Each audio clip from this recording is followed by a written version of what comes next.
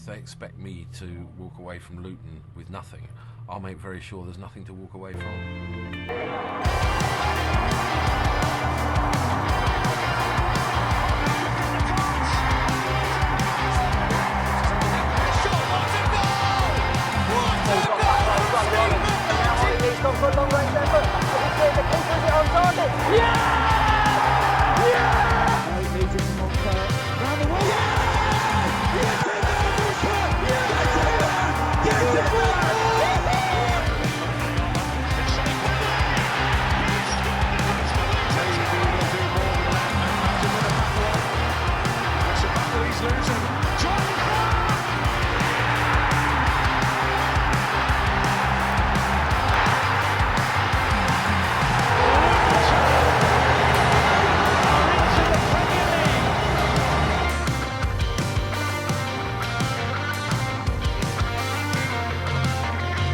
Hello and welcome back to the Oak Road Hatter podcast, coming to you after yesterday's 1-0 narrow defeat to Manchester United. I'm Billy Mully, joined today by Jamie Castle. How are you? Yeah, good. Off the back of a great trip to Old Trafford. Long day, obviously. Got in to not get anything from it. But it's just like moments like those you have to enjoy. It was quite ironic as we were coming out. It said trams to Altrincham, and I was like, well, last time we were going that way, not this way. So just have to enjoy days like yesterday, because otherwise, what's the point? So yeah, overall, just because the season just continues to give us so many moments. It's incredible when you think about it. When obviously we mentioned this so much on the podcast. You mentioned the Altrincham kind of story there. There's so many teams that, you know, around that area. You think of Hyde as well. There's a lot of memorable moments around Manchester. But never would we thought in such a short space of time we'd be travelling to Manchester United away for a league game, and genuinely believe that we could go and get something, and leaving, you know, a little bit disappointed that we didn't manage to grab anything, which again is just a signal of how far we've progressed as a football club. As always, we are going to start with too good, too bad. That is where you, the fans, have got in contact with us with the two good elements and two bad elements of the performance, result, the occasion, whatever it may be. And starting with good old Stephen Castle, he hit us with the two good, Kaminsky, and the defence was solid, and bad, lack of chances up front, and we made changes too late. I think looking at all of them today, the main takeaway is everybody's very complimentary towards Kaminsky, and that's probably something that goes back a few weeks. We go to Ads, who said defence looked solid and only limited them to half chances, and Kaminsky with another top performance, and bad, not creating many clear chances. Morris looking quite isolated on his own. Looks like he could do with a strike partner. And we'll start there, Jamie. We've sort of fluttered around with different formations, different styles early on in the season. I guess we've kind of landed on the 3-4-3 in terms of the performances. It's been, I think it's been key in us getting the best out of our wide players. The left-hand side of Doughty and Ogbene has been massive for us of recent weeks, maybe not so against United. But would you like to see Morris next to another striker? Do you think that is the best way to go in terms of next few weeks beyond this international break?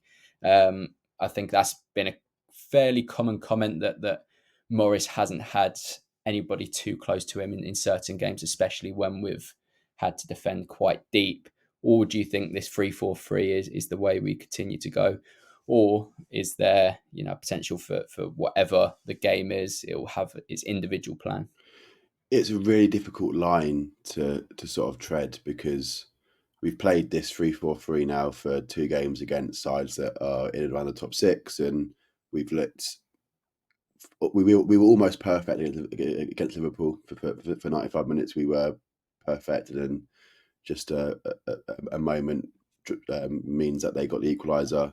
Man United, we were very, very good. I think we definitely need to do better going forwards. But I think structurally and in terms of the shape, yeah, it's difficult to go away from that just because you're one player, and obviously one of the most important players on the pitch, and there's no denying that. But just because that one player isn't creating a lot and is looking, I think is looking a bit tired and just sort of he's not getting a lot of service, but the bits that he does get, he needs to make more of. So I think it's a really difficult line to tread. And personally, for me, I would like to see Eli given a go. I think there's lots of conversation in terms of, oh yeah, well Eli's got a chance, and from the start, sometimes he doesn't create too much, and maybe off the ball he's not as good as Morris. But I think off the ball he's shown glimpses. He is as good as Morris.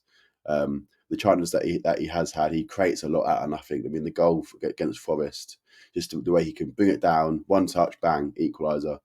I just think rather than drastically change the setup, just to give Morris an extra body up top, because if you give Morris that strike partner, then you're losing a man somewhere else on the pitch, which creates a hole somewhere else on the pitch for maybe the press or whatever it is. And I just don't think we're at the stage where we can do that now. Okay, Palace at home, I think obviously against Spurs at home, it was the back four. We went sort of like 4-2-3-1/4-4-2. In those sort of games, we will be flexible. And I think what Edwards has shown is tactical flexibility this season. And that's, for me, is one of his biggest pros for him as manager, is he's able to adapt. But in games like yesterday, I just want to see Eli, because I think he'll give us so much more on the ball. And I think he's as good as Carlton off it as well. But if in terms of looking at Palace at home, I think we might change it up. I mean, we won't do the 3-4-3 because we do need to be a bit more brave. But in terms of going for the game a bit more away at United, if we did, then they would have scored 2 or 3. So it's a really difficult question to answer, and it's a really sort of fine line to tread. And obviously that's one of the biggest dilemmas that Edwards has at the minute, is how do we get more out of us going forwards? But in scenarios like yesterday, and bearing in mind our December was really tough, Arsenal, Newcastle, City, so we've got some really difficult games to sort of look at next month. In those sort of games, I really want to see Eli giving a go. Yeah, I think there's a real fine line between, that a lot of the comments we've got back so far is that we've been defending really well, and I think that's something that we can take from the last few performances. But then I think that does have an impact on, which is another comment we're getting, is that we're not creating enough. I think we're defending in numbers. I think we're defending quite deep at times, and I think that naturally means that you can't afford to throw as many bodies going forward, and I think that naturally limits creativity. As I say, it's a fine balance. If we do commit more bodies to attack, it means we could be caught on the counter attack a fair bit more. In a game like yesterday, where Manchester United used width well, I know final third they didn't create as much. You could tell that they're sort of lacking in confidence, but they got into those positions quite well. And I think, it's a real fine line. And in games like Manchester United, you could be, if they were fully firing, 2-3 goals down if we do throw too many bodies forward. So I do think it's a real fine line. We'll go on to another couple of too good, too bad on Twitter. LTFC Reese said defence was solid again, and Clicker made his Premier League debut, something we've been waiting for a while. Such an incredible player, technically fantastic, and it's brilliant to see him back out there. Came on at left wing back, went over to right wing back. It's not. I know we've seen him in those positions before because he provides such versatility, but when you consider what he's done under Edwards so far, it's always been in that sort of central role. How did you think he fared yesterday? Obviously, coming back after a lengthy injury, his last outing was a very successful one, but to make your Premier League debut at Old Trafford, a special day for him. Brilliant day. And I don't really want to comment on performance-wise because he only got 20 minutes and it was his first first minutes, and we were down 1-0, so it is a really difficult sort of circumstance to come into the game, and had a few good touches, a few good passes, and that's all you can really say. But as a wider piece, it gave us one of the best memories from last season, probably the best memories of the last few years in terms of that goal at Wembley. Technically, as at last season, I think for me was our most technically gifted player. Obviously, we've recruited since and spent some money since, so it's difficult to say that now, given we've not seen him this season, especially. But technically, very good. And I think if you look at players that we've come against this season in terms of on the ball, I think there's things that they've done that Clark definitely can do, given minutes and given time. Edwards called out Clark's own tactical flexibility in terms of positionally, as you say, came on left wing back, right wing back. He can play in the number 10 if we go 4-2-3-1. I'm sure he can play well. He can play wide left or right. Could he play in the midfield too if we were really struggling? Probably. I think he'd give it a go.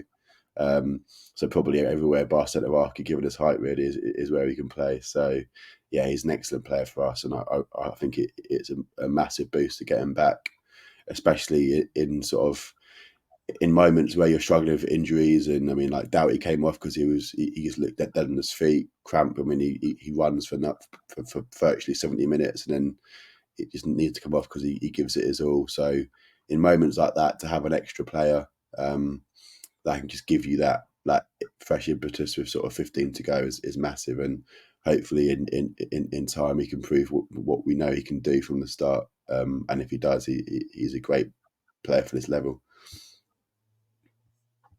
And I think with Clark as well, we mentioned him being another good option.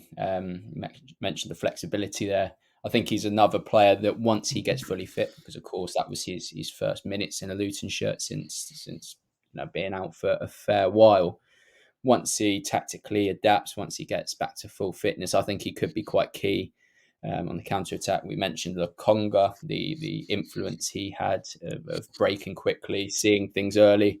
I think Clark's that kind of player too, where his vision, his technical ability, ball manipulation means that he will be vital when we do try and turn defence into attack. Cannot wait to continue seeing Clark, and I think adapting to the Premier League, I think it's going to be quite seamless for a player of his quality. He knew yesterday as well that he was going to come on. He had that haircut. He knew that he had to look good for the Premier League cameras. And I think him being back in a Luton shirt can only be classed as a good thing.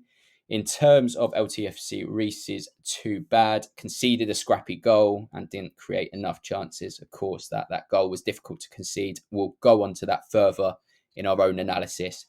But again, didn't create enough chances, a common theme of today's episode. Moving on to a Maryland Hatter, kept them on the run for 90 minutes plus, and he's got the Belgian flag next to the glove flag, obviously referring to Kaminsky. He's too bad. Counters tend to fall apart, need time to develop, but it is a fine line. I did notice that yesterday. We weren't as fluid, I say, on the counter-attack. I think Ogbene wasn't as brave as we've seen him before. Ogbene's been absolutely fantastic, free agent, everything. But I think yesterday he did have a struggling time. I think there was elements of his performance that were really good, but in terms of the high standards that he's set himself after what has been a fantastic start to life at Luton Town, I think it was one of his games where he struggled a bit. And then again on the right-hand side, Kabore got into good positions. I think it was one of his better games again. And the second bad element from a Maryland Hatter was losing. Of course, us Luton fans don't like losing. We haven't had to taste losses so much going from the conference to the Premier League. But of course, it's what was to be expected. We'll go on to Joe O'Brien. Again, Kaminsky is amazing. Prevented them from creating much, and the two bad elements. Barkley constantly giving the ball away cheaply. Need to find a way to look threatening in open play. We'll track back to that Barkley comment, how did you think he fared yesterday? Obviously, a top performance against Liverpool. How did you think he fared against Manchester United? Yeah, I thought he was good. I think it's all relative. I think against Liverpool, he was like so good, and now it's hard to then reset your bar to that level. And then if you play a bit like a notch or two down from that, you think, oh, we had a bad game. And I think he was just good. I think away at Old Trafford, the whole team, I think, weren't as good as they were against Liverpool. But still, I think if you look back to the Brighton and Chelsea games that we played at the start of the season, are light years ahead of where we were back then. I think he's brave on the ball, and I think the times he got caught out maybe was a bit too brave, and sometimes he just needs to lay it off. But he's a player who's got Premier League experience and backs himself, and you'd rather that than someone that always lays it off too early. When I think in transition he does drive us up the pitch. The amount of times he wins the ball, he turns out danger, then drives. So I would rather him keep doing that, keep trying those sort of things, and then occasionally get found out and lose the ball. It is what it is. You're not going to keep the ball for 90 minutes. So yeah, I'm fairly comfortable with his performance. And in games that will be easy games coming up, sort of Palace at home, Brentford away. I expect him to hopefully take the game and just dictate. Because I mean, to be fair to United, their midfield is pretty good, right? You got Bruno Fernandes and McTominay. I think is pretty underrated compared to other players in this league. I think McTominay is the sort of player that can take the game, and is I think been unfairly spoken about when compared to like Casemiro, for example. So I think you need to give them a bit of credit that they are Man United, and it was at Old Trafford in front of 75,000-80,000. So I think it's all about trying to contextualise certain things. So overall, I'm happy with Barkley, and for me, he definitely is in our starting 11 at the minute. In terms of if you were to ask me our best 11, he'd be in it. Yeah, I half get the point that Joe's making here, because I think there was a couple of times where he gave the ball away it seemed quite carelessly. But he is, as you said, so brave on the ball. He's somebody that looks to drive us up the pitch, and for the most part, he's very, very successful at that. He's a different kind of midfield option as well to what we have, because of that bravery, because of that positive, direct running, and key for us on the counter-attack, as we saw against Liverpool. I also think there was a fair few times where he progressed the play really well, got us into wide positions, takes the ball on the turn in tight areas. I think naturally that's going to lead to some of those hairy moments where he does give the ball away, and attacks break down quite abruptly. But for the most part, what Barkley's doing is really, really positive for me. And I think sometimes giving the ball away at the wrong times, I think that could probably be said of how he played yesterday. But ultimately, he does more good than bad. So I'll continue wanting him to get on that ball and doing what he's doing, because he's certainly key for us progressing up the pitch and looking to turn defence into attack rather quickly. We'll now head on to our own analysis of the game, Jamie, and I think the perfect way to start is looking at the game from a whole, really. We went toe-to-toe with Manchester United. I think there was elements where they looked on top. There was probably times in the game where we looked on top too, but we competed really well. And I think a lot's been lost in translation in terms of where Manchester United are at. We were speaking, it's probably the best time to have played Manchester United, but that doesn't mean they've overnight become a poor side. They've still got world-class quality, and that was on show for some parts. But just because Manchester United are in a bit of a struggling position doesn't turn them from one of the best squads in this country to one of the worst. So I think to go toe-to-toe with Manchester United, regardless of where they're currently at as a club, has to be seen as a positive and impressive from Luton. Absolutely, and that's why I tweeted after the game that, okay, gutted to not get something, but still so proud. obviously there was a fairly incorrect graphic from Sky Bet before the game in terms of our sort of team value against theirs. I think sort of valuing some players in terms of like free signings when they weren't. But regardless, I think the point still stands in terms of financially them versus us. Like as a fact, Luton Town should not be on the same level as Man United in terms of impacting games, and realistically, Luton should go to Man United and they should be beating us by 2 or 3 because of the financial weight that they are. Like, let's not underestimate this. Let's not underestimate the size that Man United are as a club.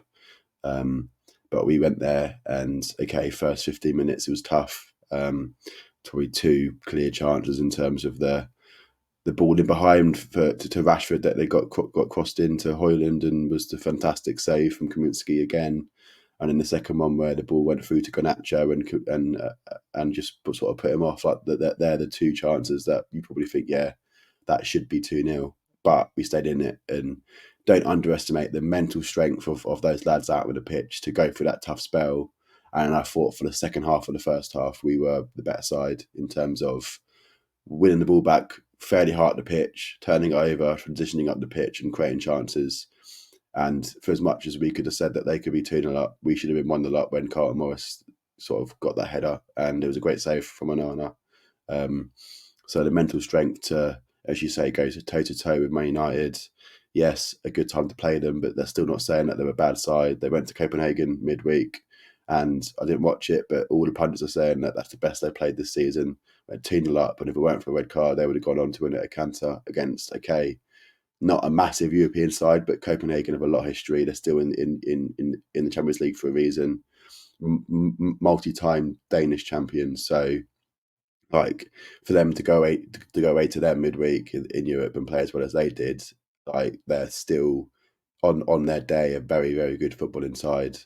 Marcus Rashford shot with confidence, but we all know how good he can be. Bruno Fernandes 2-3 years ago was one of the best players in the league, and if it wasn't for Mo Salah doing Mo Salah things, he was probably player of the season. So they've got some very, very good players. So there's no getting away from that. And for us to, as you say, go toe to toe, so proud. And okay, yeah, we lost 1-0, but speaking to everyone around me in terms of what they thought of the game, like, we just can't see how, if we keep going on this journey of progression, how they can't see how we can't stay up or how we don't stay up. Because if we can give Man United away a game like that and Liverpool at home a game like that, and realistically could have come away with 4 points from 6, there's definitely going to be 3 worse teams than us in this division. So the fact that we're coming away from Man United away saying that just gives me every confidence. And yeah, that pride word is just being said again, because you said it a lot this season. And yeah, it's just from where we've come from to now is just fantastic. We are going to head for a short break. When we're back, we'll continue our analysis of yesterday's 1-0 defeat at Manchester United, and we'll also announce the giveaway winner.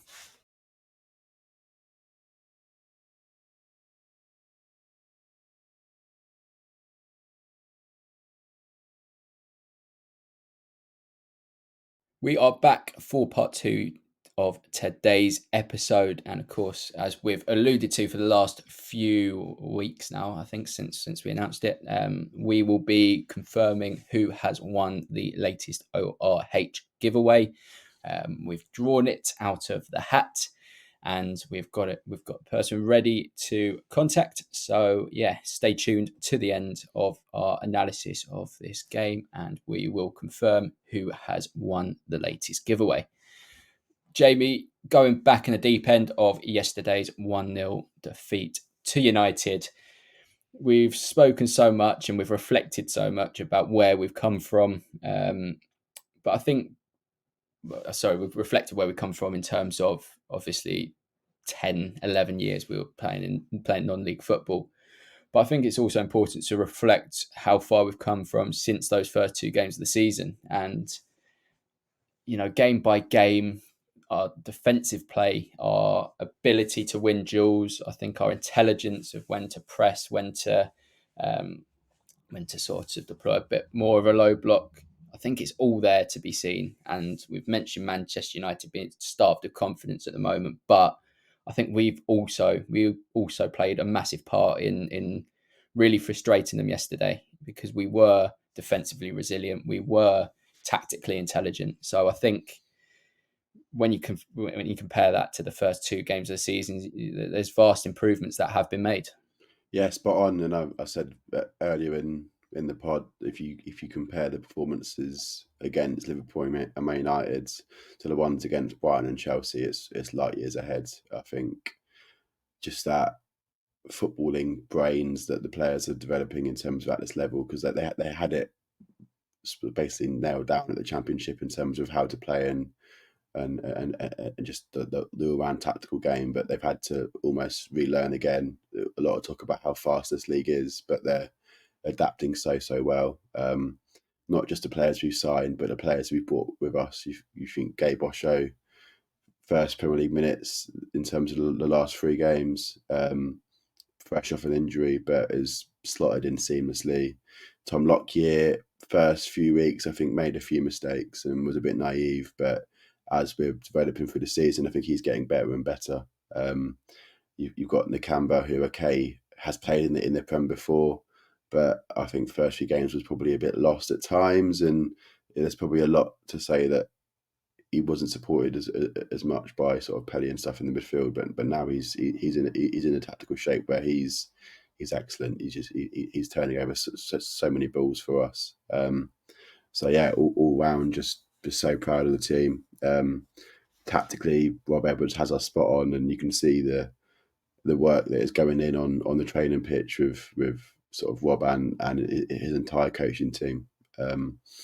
So yeah, and it's a Luton thing, right? The last few years we've always got better as the season went on. I think the stat last year where we didn't win in like our first 5 home games or something stupid like that. So okay, it's the same this season, but we're like that step up now. So hopefully our fortunes will change and we can almost match the path that we went on last year, and sort of looking at this next, because it's crazy, we're already about a third of the way through the season, sort of looking at these next 2/3, hopefully we can do the same and change the level of performance and turn that performance into getting points. And I think that's the big takeaway from Edwards' post-match was we now need to start getting points. And whilst Crystal Palace isn't a must-win, you think, well, at some point those must-wins will come. So it's almost we need to win to take a bit of the pressure off, because if we don't, then just think, well, we're only on 6 or 7 points again as we get to game 13, then Brentford away, and then we go into a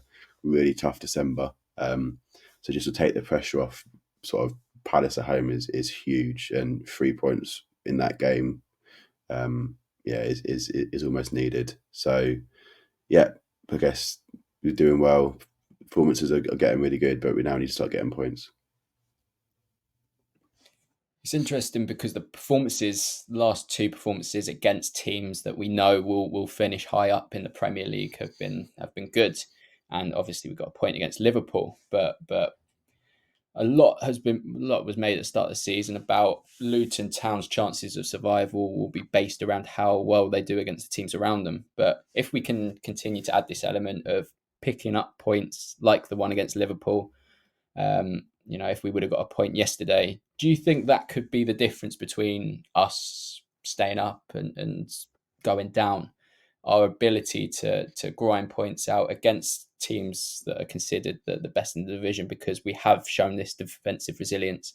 Of course, these games then against Crystal Palace, against teams that are expected to be around us come sort of May time, of course, is that they're completely different games in how we set up, how we approach the game. But do you think, games against United, Arsenal, City to come, if we can show real defensive resilience, that could be massive for us in terms of picking up points that other teams might not? I mean, they're without doubt bonus points, right? And I think there's no getting away from the Liverpool game being a bonus point. But then if you look at Bournemouth yesterday, they get bonus points in terms of home to Newcastle.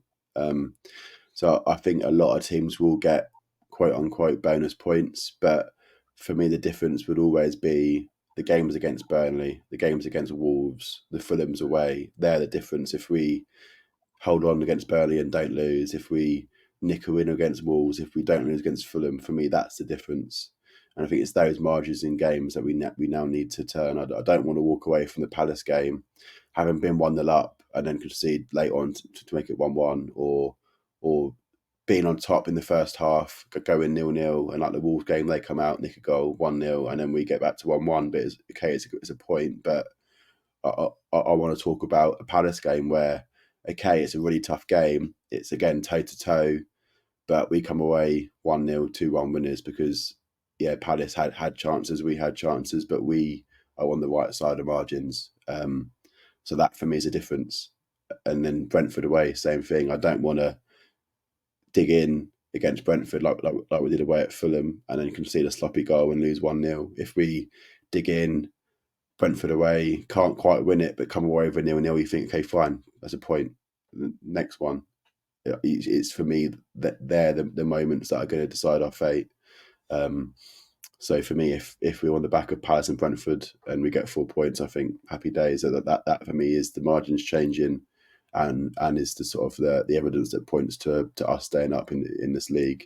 Whereas if we come away from those two games only getting a point against Palace and losing at Brentford, then that's where I think, you know what, I think we're showing really good signs, and I think given a few extra moments and players, I think we could stay up, but we probably would just fall quite short. So I think these next two games for me are the ones that will really show whether or not we will stay up. And the last player we'll touch on in terms of yesterday's performance, Kabore, seems one that we bring up most weeks because I think when you think of what he displays, what he puts out every week, there's always talking points. He's a very entertaining player in terms of the contributions he makes getting forward, and also some of the things he does defensively. But how would you assess his overall performance yesterday? I think he got into some good positions. I think he delivered a bit of quality. I think defensively there were a couple of questions, but also some things he done well. He's a very entertaining player because there's always so much to talk about when it comes to Issa Kabore. Yeah, he's getting better for me. It's tough because he is being targeted compared to other players. I don't think teams are targeting Alfie Doughty on the left as much as they're targeting Issa Kabore on the right, and that comes as a result of goals like Luis Diaz, where he peels off Kabore, wins it in the air and scores. So I think understandably they're targeting Kabore, but that just shows that he has to play that so much better to cope with that. I think Garnacho for me was United's biggest threat, especially in the first half in terms of whenever he was on the ball. I think Townsend did need to help Issa out a little bit, but by and large, I think he did really well. Let's not forget it's his first full Premier League season. His real first season of getting men's football minutes. Okay, he was at Marseille last year, but only really got sort of 7 games worth of minutes. So you couldn't really say he played week in, week out. So yeah, overall I'm happy. I think going forward he's showing lots of positivity and is offering almost as much on the right as Doughty does on the left in terms of transition and drive. But the difference is that Doughty has that little bit more quality that Kabore doesn't quite have. And okay, Kabore got the assist for the Chong goal, and he put in a few crosses again yesterday, but it's now getting that consistency in that delivery, because there was one right down by the away end where he got in behind Lindelof, who is someone that we should have targeted at left back, and he just puts it out of play from the cross. So yeah, I think his I guess storyline this season is almost matched us as a team in terms of sort of starting off a bit weak, but showing good signs, and then developing and being a bit inconsistent, making mistakes, but now is starting to put in a few consistent performances overall. Okay, maybe has a moment or two in games where we could do better, but that's the same for the whole team. So I'm confident that we'll be sat here next May talking about Kabore having been a really good loan signing, having had a really good season for us. And unfortunately, we'll go back to Man City, and will either be in their squad as second choice, or will be sold elsewhere for 20-30 million pound probably. But that's the food chain. But overall, if I was Man City, I'd be really, really pleased with how he's doing at Luton. I've seen a lot of mental character shown from him. Obviously, as you mentioned, I think he started the season. I look at the first couple of games and I think brightly, but then maybe the 2-3 games after that, he had his struggles defensively and offensively. I think look back to some of those games, the inconsistency of his delivery, which to an extent is still there, but I think he delivers more good than bad at this current time. I think he's shown real mental character since then to get back to some real levels of consistency, not to put his head down and lose that bravery he brings, because the amount of grass he covers, the bravery he shows to exploit green space has been really, really impressive. And you think back to maybe that game against Exeter where things didn't go his way. He could quite easily have gone into his shell, but I think for a young player, 22, 21 years old, to be able to get back to good levels of consistency and performance has been really, really impressive from him. And as you say, naturally, I can only see him going one way, which is to continue improving, continue his development at a club who, have been very good to him. He's the right wing back position hasn't been filled with competition. Of course, we switched to a back four at a certain point, didn't we, for Burke to come in at right back, and that doesn't necessarily suit him, but he's got good minutes so far. And that's all Manchester City could be asking of us right now. And as you say, when it comes to the end of the season, there will be decisions to be made. Will Luton consider him as a player that could advance us, and could we be in the market for him? Could he, sandwich himself in that Manchester City side, or could he be sold on for say millions of pounds? I guess there's a lot to be decided before that decision comes to it, but definitely have to say he's progressing in the right way as we've continued to see.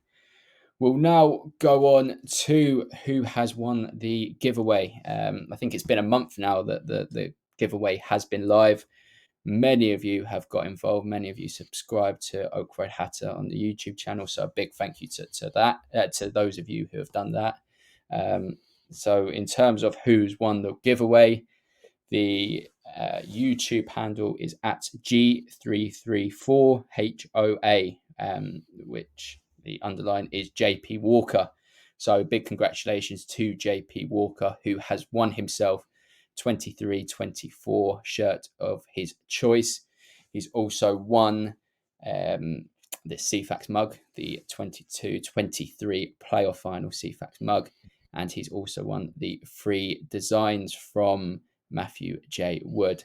So once this comes out, get in contact with us, JP Walker, and we will sort everything else out. A big congratulations, and also a big thank you to everyone who got themselves subscribed, that retweeted, who shared our posts, and a big thank you. And I'm sure there'll be another giveaway sometime in the not so distant future, so make sure you keep your eyes peeled to that. But in the meantime, a big congratulations to JP Walker. And that is where we're going to leave things for today. A big thank you to everybody watching and listening at home, and we will be back not Thursday in our usual slot. We'll be back next week as we look ahead to Crystal Palace, a big game, as Jamie's alluded to, one that there's potential for 3 points, and we want 3 points. 3 points will be massive at this stage, so listen out, watch out. Until then, it's goodbye from us.